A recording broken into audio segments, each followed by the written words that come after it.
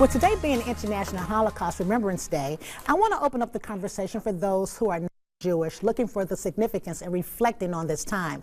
Why is there a call for international remembrance? Helping us navigate this question is the Regional Operations and Organizational Equity Chief Officer for Facing History and Ourselves, Dr. Steve Becton. Welcome, Dr. Becton. How are you doing today? Good. Thank you for having me. No, thank you. So let's break that question down. Why is that important? It's so important in that the Holocaust was one of the watershed events of the past century, touching many. It's international in the sense that it touched almost every place on the globe in terms of the impact that it had. Also, the lessons of the Holocaust. For the first time, we were thinking about what does it mean to have a genocide. When the Holocaust happened, that word had not been even invented yet. Yeah, we didn't know what it meant. Yeah, like. right. So an atrocity of this magnitude didn't even have a word. So as the global community started to even search for a word, now we can name something that was atrocious. And then the lessons, as I mentioned, the lessons of the Holocaust. So what we try to do at Facing ourselves is not just focus on what happened in Germany during the Holocaust, but what are those lessons today that we need to understand to treat each other better as human beings. So what are some of those lessons? Let's talk about that. So if you look at the Holocaust and unpack what we think about as human behavior, sometimes there's a focus on the Nazis, but really only about 3% of the German population were in the Nazi party. Correct. So what was everybody else doing?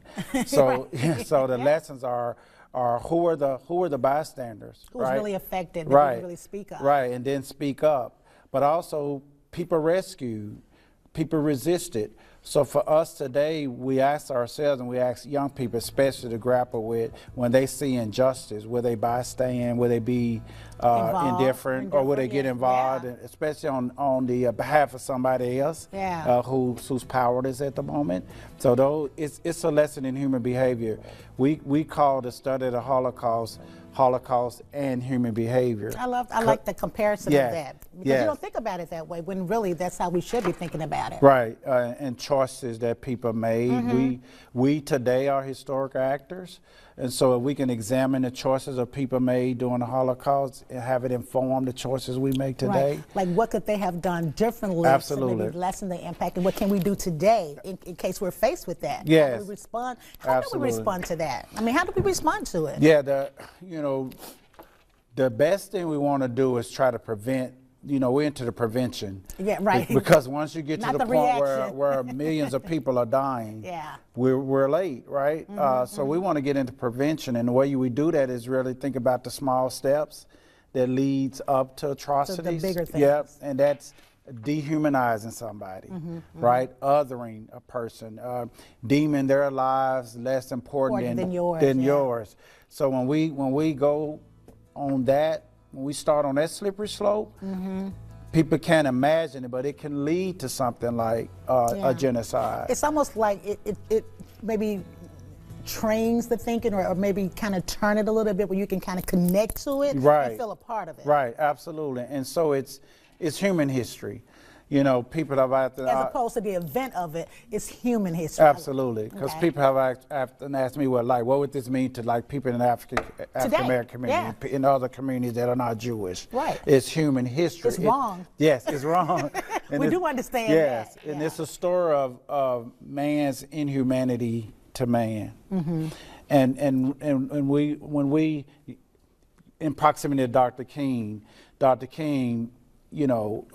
would say that when we dare to see somebody, even if you don't agree with them, as not human, then we're all sort of on a slippery slope. And he also said we need to recognize the capacity in all of us to do really great good, but all of us can do bad as well. Absolutely. And that's part of the lessons of the Holocaust, is not to say those bad people over there.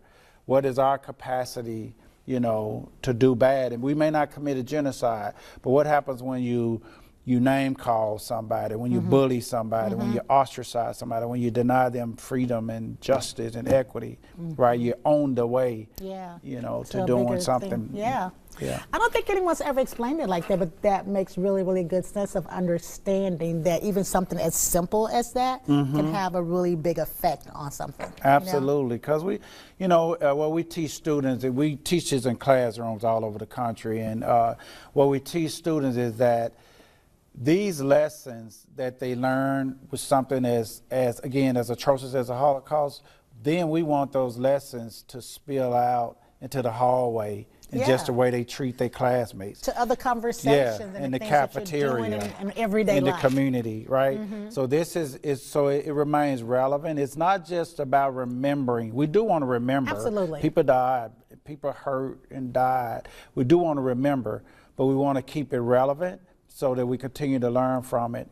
When we've learned from things like the Holocaust, then all this hatred and bigotry won't continue to happen. So that tells us we haven't learned from the past. Absolutely, You know, absolutely. Because we're still sort of divided and constantly spreading out and seeking it. Absolutely. That is really, really good. It's critical that that we, again, this human connection, right? So we look at these patterns in other forms, right? In other places, in other histories. Yeah. You know, that dehumanization, othering, scapegoating, you know, these are the things you do that can lead to these type of injustices. Yeah. Well, thank you for sharing that with us today. Absolutely. What a great question to ponder, right, y'all? That's good. Yeah, thank you. All righty. Yeah. Buff City Life will be right back.